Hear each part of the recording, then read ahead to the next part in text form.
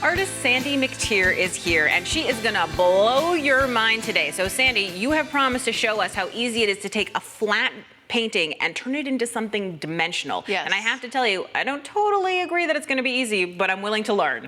Well, I'll show you how easy it is. So the first thing I did is I base coated the surface, and I like to mix up my finishes. So I used an acrylic background, and then I used a pearlescent color on top just to get that really nice shimmer and shine. You know, I like how you've used a bright color, but it still has that vintage feel. Yes, absolutely. And then again, this is almost like tone on tone, but the different finish. So the pattern went ahead and transferred that on with transfer paper, and then base coated all of my elements in with an acrylic paint just to get that base. And then we've ended up here. Now, this is my favorite part in a painting, that's to add shape, form, dimension using paint. And we're gonna do that. You are so good at it. Thank you, we're gonna do that with lights and darks.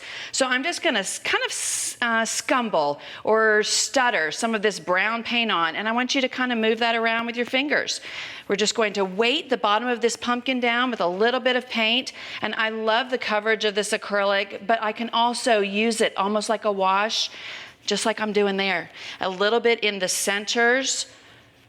I can see how you're using your finger as almost an auxiliary brush tool or something. And that takes the perfection part out of it. I don't want anything perfect. I want you just to put the paint on, move it around with your finger, and pumpkins are chunky and sometimes messy, and I like just to have that little bit of shading right in there. So we'll get that dimension with the dark, but then one of my favorite parts is adding those highlights. So with this stencil brush, I'm just gonna mix a little yellow and white. This is key. You wanna wipe almost all of it off.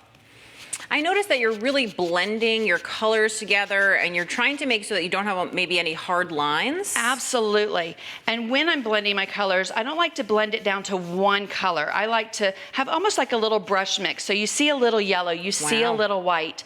And so you just continue in those sections. I love that you're using a stencil brush without a stencil. That's not a way that I've ever thought about using it, just as a regular brush. What a cool idea. It adds so much texture. And then again, you saw me with my fingers there. If you get a little too much, you just go right over it, add a little bit more highlight. Now, are you using opaque acrylic paints? Are you using translucent? Does it matter? Well, I'm using opaque. Yellows are pretty transparent, but since I added the white to it, you're going to get more of an opaque look. But once we have that, you're going to end up with that. Oh my gosh, the stem on that is amazing. So just like I did with the stencil brush, I took a smaller brush and I dry brushed in a little brown, little white, little green, little white, and it made that stem pop and come alive. But this weights the pumpkin, this separates the sections of the pumpkin, and then those highlights. And then what I did after this, just to kind of soften the look, was I took the original orange and I did a wash of paint right over it, so that just tones it down. So what's a wash for people who don't know? Okay, a wash is you have more water in your brush than paint. So if I go to wash this on, look how that just makes that shine. Oh, wow. And you know, I noticed even on the side of that where the leaf is, it looks like you've painted over the leaf. That makes me nervous. Okay, well, don't let it make you nervous because it is in the way. A pattern is there to guide you. I can still see the shape, and that's why I base coated those in before I went ahead and did the colors on the pumpkin. So then you get to our leaves that have been base coated in, and I'm going to show you how easy it is to add color to those. I was going to say, you have one leaf on there that looks like it doesn't look like the rest. One of these things is not like the others. Right. So these are done and have all the highlighting on them. So this is another technique I like to use, wet on wet. So I'm going to go ahead, even though I base coated it, I'm going to go ahead and base coat it again. So I typically will work on one leaf at a time so that my paint stays wet. Because obviously the paint's gonna dry, and acrylic paint tends to dry pretty quickly. It does. So I'm working fast, and I didn't wash that brush out. I added a little yellow, little white. So now I have a little yellow, little white, little green. Now it really is this simple. With the edge of that brush on the edge of that leaf, I'm going to pull in, almost like I'm flicking the brush, and I'm gonna flick in those highlights. That is so cool. And I see, so let's talk a little bit about wet on wet versus dry, because I can see it sort of happening, but would you just tell us a little bit about why it looks so different? Yes, because the colors are actually blending. So you mentioned that acrylics tend to dry faster, and so since it's wet, I'm pulling that wet paint into the wet paint. But if you had seen how little of the paint I had on there, I had very little, so it feathers through. I don't have a lot of paint on my brush when I do this. And notice how I'm flicking it. I'm not really like pushing and pulling with a lot of pressure. So that's just gonna let those bristles and that paint So feather pretty. right through. I'm gonna use that same highlighted color, and I'm just going to paint in my little veins.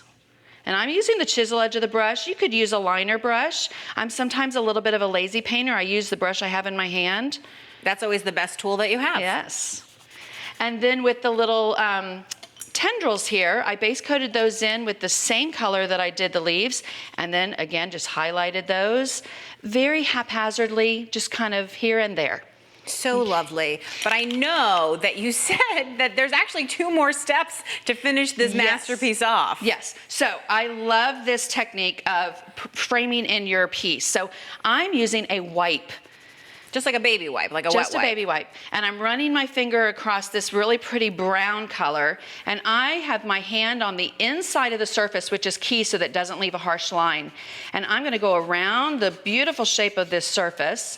And you can move the baby wipe as it starts to, you know, the wood will grab it a little bit, but look how that just frames it in on the finished piece. That is gorgeous. Draws your eye right to that pumpkin and right to that design. And it really helps with that vintage feel. Yes, yes. You know, Right. which is really cool. But I know that there's even one more thing that you are gonna do to make this really fantastic. And it's gonna make it pop. I absolutely love glitter. Me too. And glitter paint makes it even better because it's not free flowing and flying everywhere. So on some of the leaves, I went ahead and I used this holographic green glitter, and I'm generously just gonna brush that right onto the leaf. So for people who aren't familiar with holographic, that basically means what? So the flake inside that glitter is going to shift and change depending on how the light hits it.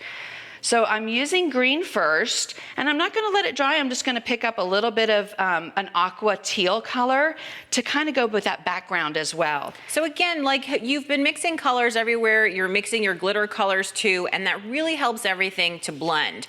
When I look at the finished piece, I can see how well the glitter works to really give a little something extra to the pumpkin. And I love this example you've brought with the fish, because that underwater feeling is really present in the way that the glitter, you know, makes that fish almost appear to be glistening the way that real fish do. It's really the combination of like opaque things, washes, glitter, all those different kinds of paint are really creating something more. I mean, this is layers on layers on layers. You really are a master of working the layers and knowing which paint to use when.